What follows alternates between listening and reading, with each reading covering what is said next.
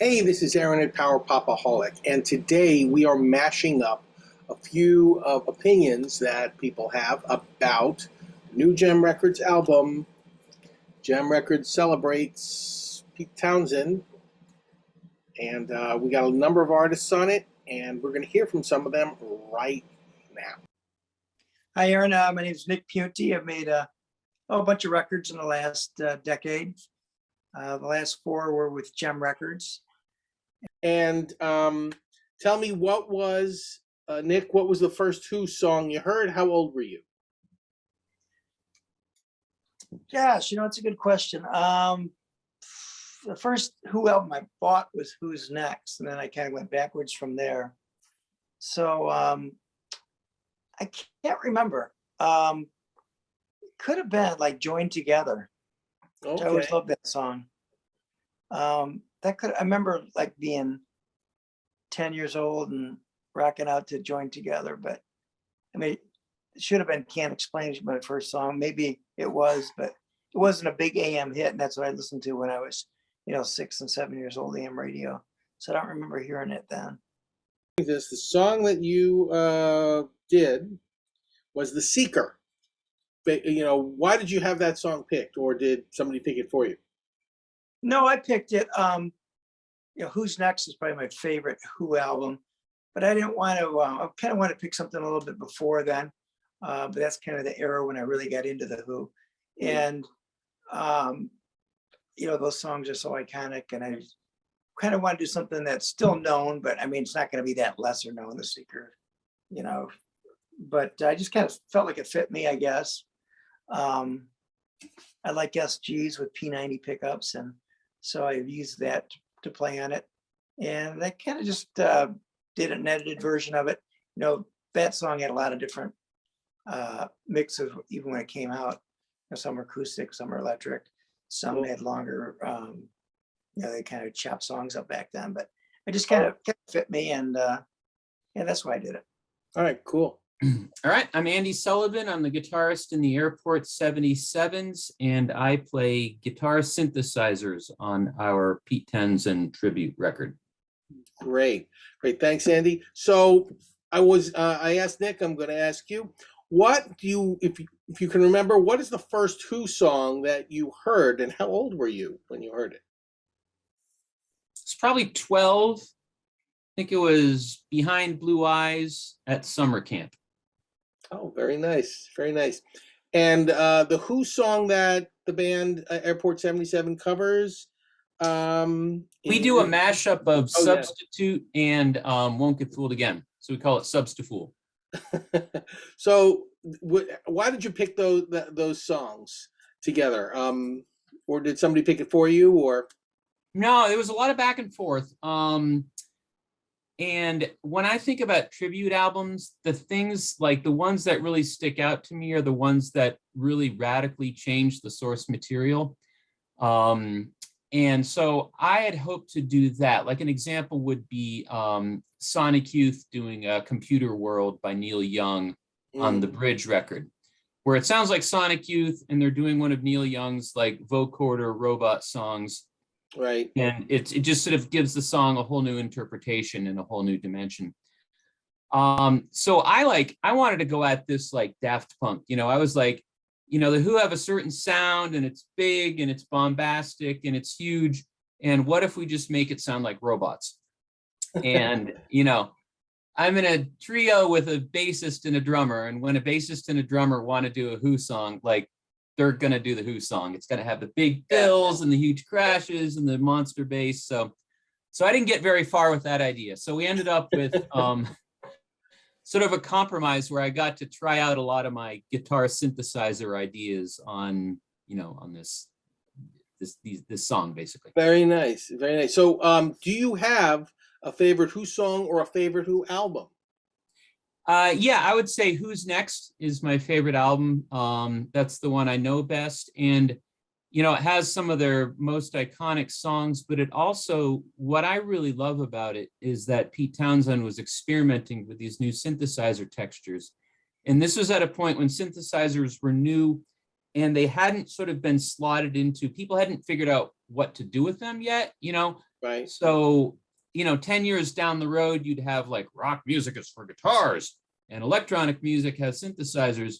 And he was trying these new approaches that didn't sort of fit in with that, and running his guitar through filters and stuff. And so it just has these very interesting sounds. And I tried to replicate some of that using my guitar synthesizer gear.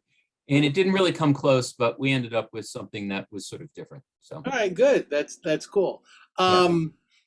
Going back to you, Nick, just really quickly, was there anything in Pete Townshend's style that influenced you directly when you were, coming up with your own music? Yeah, I think, the way Pete played guitar, and when I would start my first band, I was 12 years old.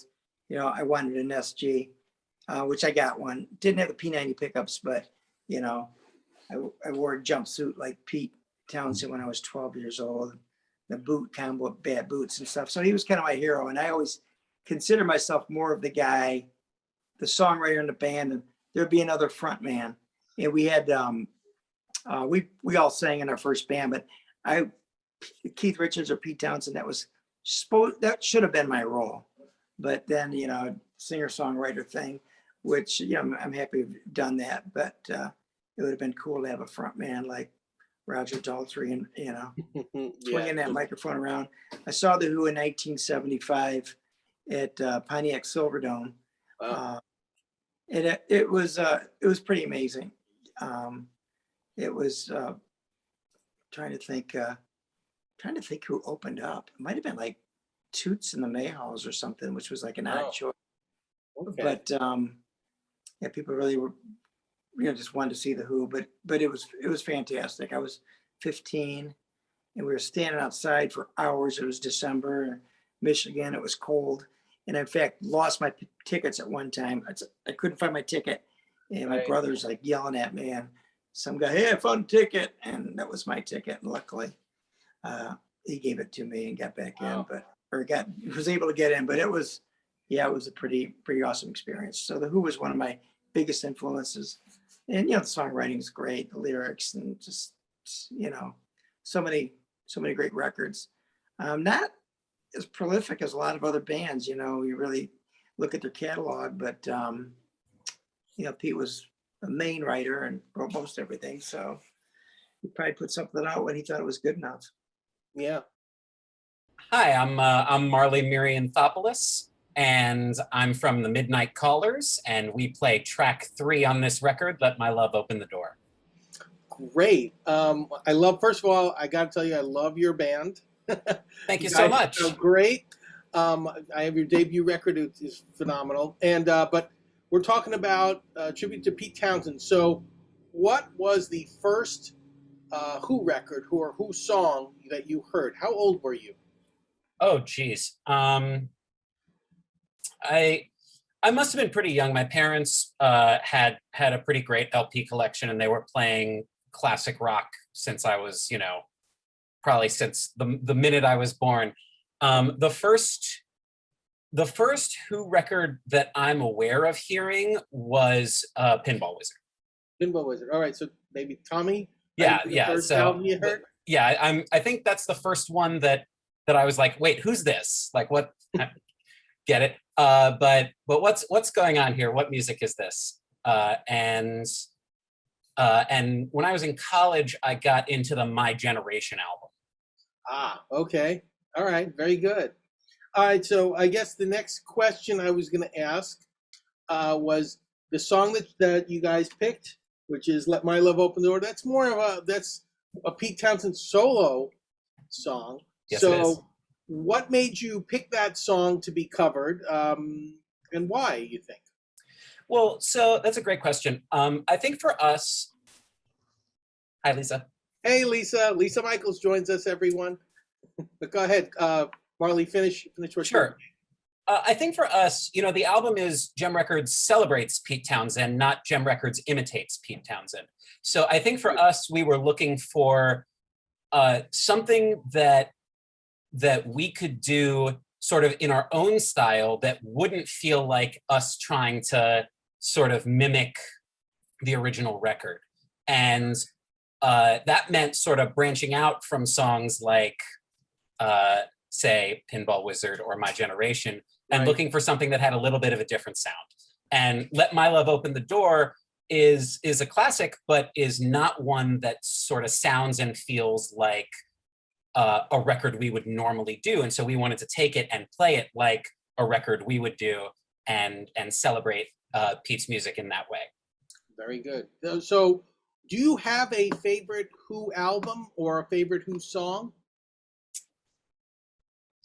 I think My Generation is probably my favorite album, but I have a real soft spot for The Kids Are All Right as a song. Very nice. Lisa Mychols and Super 8, who's Paul Ryan or Trip, who lives in Scotland. So Okay. I'm kind of for both of us. That's fine. That's fine. So tell us, you do 2 songs on this compilation, celebration of the Who of Pete Townshend on Gem Records. So tell me a little bit about the songs that you played. Now, your song was a teaser on this album. It was the first song that we heard from this compilation. But before I even get to that, what was the first Who song that you heard, and how old were you? Oh, okay. So I don't know about song. I don't remember because it was, it would be Tommy, because like everyone had it. My sister had it, and it was one of those, just such a weird looking album, like creepy, but it lures you in. And I know for Trip, his was the Quadrophenia soundtrack. So it's almost like it's one song and all. Got it. Got it. So, why did you pick the songs that you covered? I have to tell you, though, that both the songs you have, Baba O'Reilly and Can't Explain, are probably one of the most identifiable Who songs that's out there. I mean, is there a reason you picked those songs? Trip picked both of them. So for Can't Okay. Explain, I think he already like heard a vision and he was going for that whole beatnik thing. And then what's funny, what did I say? Yeah, I can. What's funny is he picked Baba O'Reilly as well, but 2019, my band, our drummer had chosen that song for our band to do, and I thought, what a weird song to choose for me to sing, and here we are. Wow. So yeah, he picked both of those. Oh, and he did all that mandolin, and I think he wanted to be challenged. And Yeah, he was. and a challenge it is, because the song is it's done almost in a completely different style, especially Can't Explain. It Yeah. almost sounds. I just wanted to tell you, it almost sounds a little bit like Zoe Deschanel and M. Ward, She and Him. The way you approach that song, because your harmony overdubs are basically front and center, and it's that bass in the background that just keeps you going. And I think both of you have done Who songs, and you have basically made them sort of your own, as opposed to being faithful to the original arrangements. Honestly, I approached it the way Trip gave it to me, just like we always do. So there's a program in my head already that when he gives me something, I just flow with whatever he's doing. So I just totally didn't even think about anything else. Now I do, of course. Marley, do you have any thoughts on that? Sure. I just think that for anyone who's sort of in the world of rock or power pop music these days, one of the things that you are presenting to people is new ways of enjoying an old classic, just on a genre level. And so I think that for us at least, was a logical direction to go with something like this.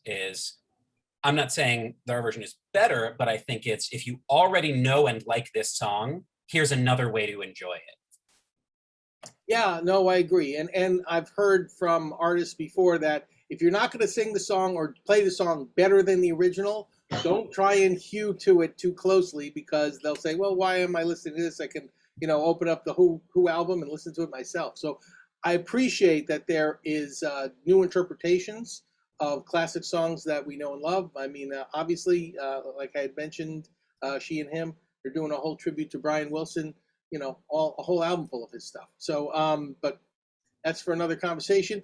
Final question for you, Lisa. Do you have a favorite Who song or a favorite Who album? No, but I have a playlist that I built on my own called The Who Said What? Is that on Spotify? Can we listen to it on Spotify? Oh, okay. All right. So everyone, look up Lisa's playlist on Spotify, and you will enjoy it. I'm almost positive you will, because Lisa is a great arbiter of taste here. So thank you. Hey there. This is Peter Horvath from the Anderson Council. All right. So, Peter, how are you doing today? Doing all right, Aaron. Doing all Good. right. So, what was the first Who song you heard? How old were you at the time? I would guess that it was probably Baba O'Reilly. When was that? When did that come out? A long time ago. What, 70? 71, right? 71, yeah. So I probably heard it when I was about a few years after that, when I was like 4, and I probably screamed and ran out of the room crying. I seem to recall that. Wow. Those guitars were that scary at that time, or what? Yes. All right. So, Who knew? so what song did you cover for this album? Well, we covered 2. We covered Glow Girl and Marianne with the Shaky Hand. Great. So, why did you pick those covers, or did you have a choice? And are those one of your favorite Who songs? Actually, both of them are pretty high up on the list of my favorite Who songs, and I figured nobody else is going to pick them. And since I like to be difficult, I don't want to choose one of the I wasn't going to choose a popular song, because that's just me. All right. Great. So final bonus question here. If you met Pete Townshend right now, what would you say to him? Good to meet you. Great. Thanks, Pete. Appreciate it. Thank you, Aaron. All right. Marty, Hey, how are you doing? okay, how you been? Good, good. So we have with us the illustrious Marty Scott of Gem Recordings, who is putting out this album here. Gem Records celebrates the music of Pete Townshend. So Marty, tell me how this project came about. I know you had done a project with Brian Wilson earlier, and then there was others, but why Pete Townshend? Tell me a little bit about the history behind this. Well, I do one record a year. Gem Records celebrates a rock icon. 2020 was John Lennon, 2021 Brian Wilson, and this year was Pete Townshend. I plan to do Townshend this year because we're celebrating Gem Records' 50th anniversary this year, and it's because of the Who that basically Gem started with imports, and later on trying to work a deal with Pete. I always was a Who fan since 1965, so I thought this is the artist to do for the 50th anniversary of Gem. I'm Simon Burke, bass player for the Anderson Council with Peter. Great. And so I've been with him for like 4 years now, something like that. And looking forward to this. Very good. So what's your favorite Who song? Gosh, Or the first Who song? What's the first Who song you heard as a child? How old were you when you heard it? I'm not sure I can answer that one, to be honest. Because it's a bit different, I guess. I was getting into it probably when I was older, in my 20s or something, getting through the movies, that sort of thing. I can't remember anything in particular. I'm sorry. That's okay. That's all right. So a question that I, asked Peter, if you could talk to Pete Townshend today, what would you say to him? God. These difficult questions. It's not very fair. I should have thought about it. I'm Mike Potenza. I'm with the Anderson Council. I play guitar. One of the two new members along with Scott. So this is our first, second Gem Records endeavor. First one being the Brian Wilson one. And so we're very excited about it. Great. So what was, when you were growing up, what was the first Who song you heard? I'm thinking it was the first one I remember was My Generation, and just being blown away by that bass part. And I think we were just talking about this at our last rehearsal, like what kind of bass was he playing to get that sound?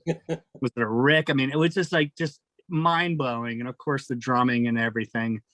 That was the one that stuck out. And then, my brother had a copy of Who's Next and started playing that, and, Baba O'Reilly and all that. So those are the earliest memories I have. And that's probably, I don't know, 7, 8 years old, something like that, somewhere around there. Right. Do you have a favorite Who album? A little easier question. I mean, I got to say, I love Live at Leeds. And then, Who's Next? This is a classic. I know a lot of people are probably going to say that, but it's a fantastic album. Yes, it definitely is. I'm Scott Jones, just like Mike, one of the other newest members of the Anderson Council. So right now I'm taking the drummer throne. So, we're moving forward with that. I think the earliest time I remember, and I think I was part of that whole MTV generation where, you actually started seeing people. So because I think I remember, I'm sure I heard things before, but because it was a visual thing, and this is going to kind of be strange, anything that was really played on was 1981 MTV, when you actually saw the Who and who they were. I've Right. sure heard songs before, but it was anything that was played then that they actually had a video for. So it's going to be strange, but like Sister Disco, one of those where I was like, okay. And I was, just amazed by the visual aspect. And then because I was really starting to getting the drumming then, Kenny Jones had this, the Yamaha kit and this giant boom over with one cymbal coming out. It was like this, I had no idea what these things were. So again, MTV allowed me, again, it's kind of trite, but MTV allowed me to see the people I sort of heard about. So that would be the song around 81, 82. And yeah, so. Do you have a favorite Who album? I would, overall, I have to say Leeds, Live at Leeds, just because it's just raw power, it just, it's 100% on the entire time. It's just amazing. So Great. All right, Simon, I'm coming back to you because I've given you a little time now. Do you have a favorite Who album? No, I haven't listened to any. I haven't bought any. The thing is, it's different that in my world anyway, that we grew up in England. There was only like 2 or 3 or 4 national stations, and they were always playing the latest stuff. Was I was getting to, my parents were never into pop music or anything like that, so I didn't really get it till I was in school. And the people that are, at that time, it was another generation. We were getting rock into punk type stuff, so I never really heard to it at school. And to the story earlier, the first one that hit me, I thought, was Pinball Wizard, and watching the Tommy movie. And that was probably my exposure to it, into that really. But so that was my experiences really. But I haven't really been following it in and out. I'm aware of it, but haven't really been following it. Right. That I had the exact same experience as you. Whereas Tommy was my first, introduction to the Who, hearing Pinball Wizard and seeing some of bits of the movie when it appeared on TV. And then when I heard the Who sell out, I kind of became obsessed with the group at the time, and because they had a re-release of that album much later, and I just couldn't get the song Odorono out of my head for a week. So every time I hear it, it's like I have to put it on a loop and play it a few times. All right, so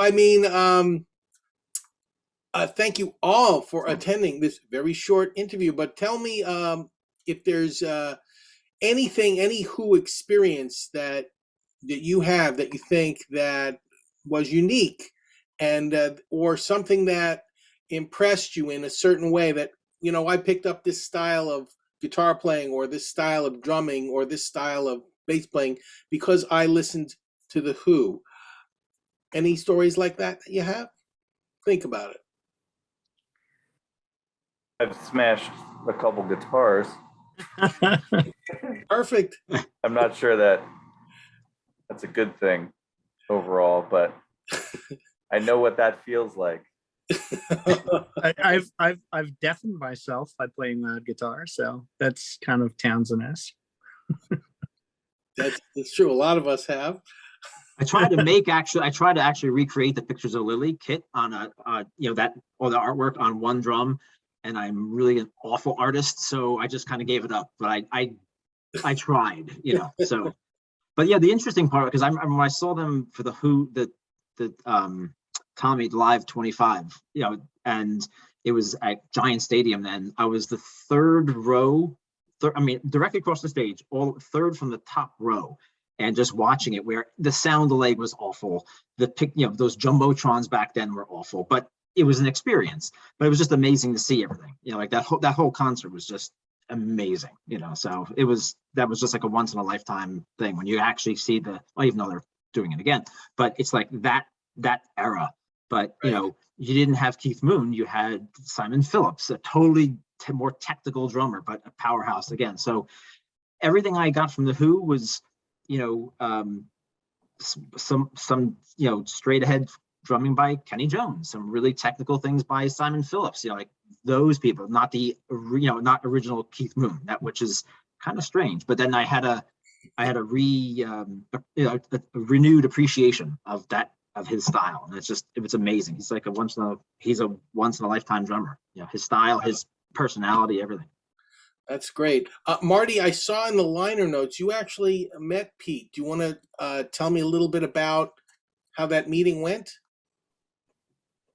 Yeah, and I had gotten a communication that Pete wanted to meet with me because I had wanted to do the release of all his demos.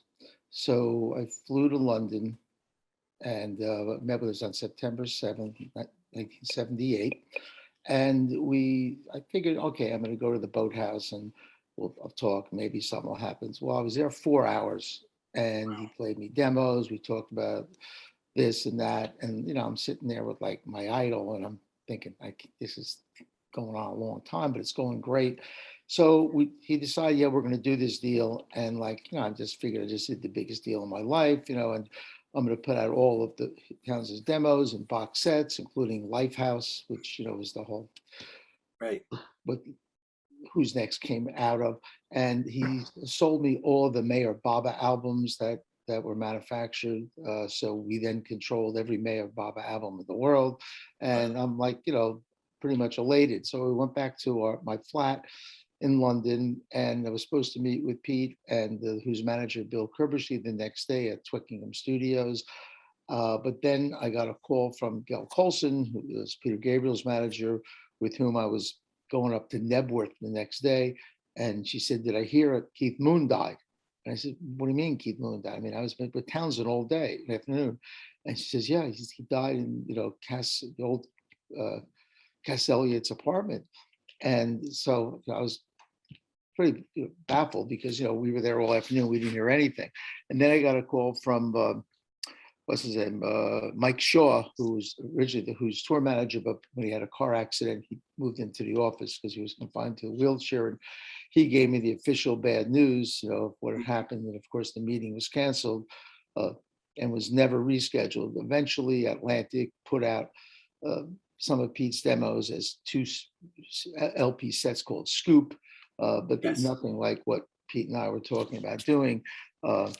In box sets. Eventually in the year 2000, or I think it was 2000, he put out a 6 CD set of Lifehouse outtakes and various different things he'd done with orchestras and with choral groups, but nothing ever came out the way we wanted to do it. And a couple of years later, I saw him at a party, actually it was at an after party of a Genesis concert, and we just happened to touch base about the fact that we never would do it. But later on in 2002, my wife owned the Art of Music art gallery, which had all the original and hand-signed artwork of rock stars as artists.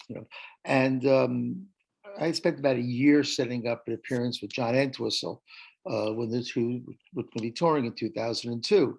And that was all set up, and all of John's artwork, including original, paintings and lithographs, and everything from Who by Numbers artwork to rock guards and everything in between. It was all set up in her gallery, and then of course we got the news that he had died.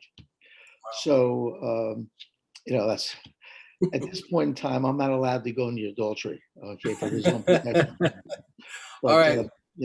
Awesome. Well, Yeah. thank you for the great story. One question based on your story was, I assume you've heard the 6 CD Lifehouse set when it came out. Was it pretty much the same as what you and Pete were talking about? No, actually, they recorded more over the decades, including he did some shows at the Roundhouse with some choral groups and some orchestras, and tried to work out some things. I'm not really sure exactly the time frame, but it wasn't going to be a 6 CD set back in 1978 when we talked about it, because it wasn't all recorded.